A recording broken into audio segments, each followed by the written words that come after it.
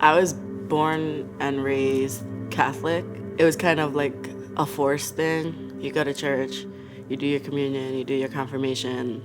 You gotta do it. Like, it's not a choice. Throughout it all, I just always questioned, and the answer, you just gotta believe, you just gotta have faith. I wasn't getting the answers that I needed, and I was just like, okay, this is a scam. So I just never claimed it. 10 years went by, and I just had no relationship with God.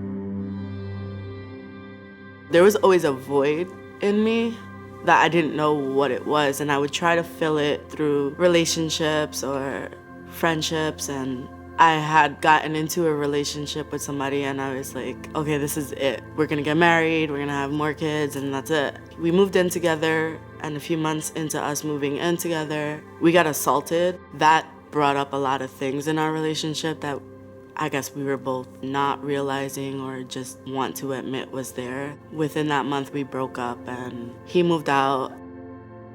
It left me feeling emptier than ever, and it was like, what is the point of any of this anymore? Because my identity was through the relationship. I like didn't have an identity, so I was like, I don't want to live anymore. I'm done. That night, I was alone in my room, and I'm just a mass. I'm just there. There was nothing. There had no soul. Like, I was just there, taking up space in the world. I picked up the Bible and I opened up to, ironically, Romans 10:9. Those who believe are saved, and I was just like, I felt whole. The room was full. It was just me in the dark, empty room, and I was whole, and I was bawling of overwhelmingness and everything. I was like, oh, this was what I've been missing the past 10 years.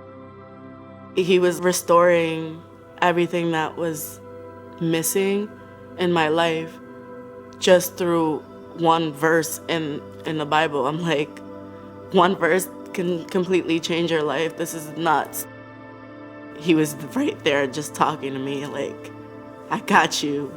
No matter what, he's chasing you down, and you'll be in like the lowest of the low, and he'll pick you right up and just chase you.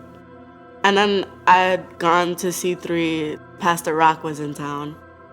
Pastor Rock calls me up and tells me, you're supposed to be here tonight. This is your journey, and you're supposed to go through what you're going through because God wants to use you to tell your story and to speak to other people.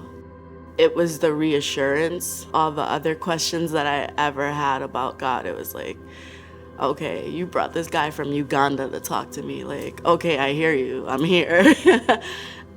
From there, I like joined production and became a part of the team. He's using all these amazing new people in my life to be vessels for me, just so I can be vessels for other people.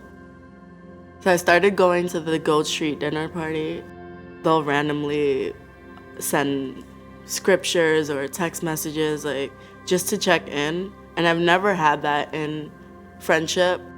There have been times where I was just like, oh, I don't want to go to church today, or I'm not feeling it. They'll pick me up right where I'm at and love me through it. That's all God working through them to like constantly reassure me that he's there and he's working through these people for me. It's like a two-way street at this point. I think God sees me as whole and complete because he made me whole and complete.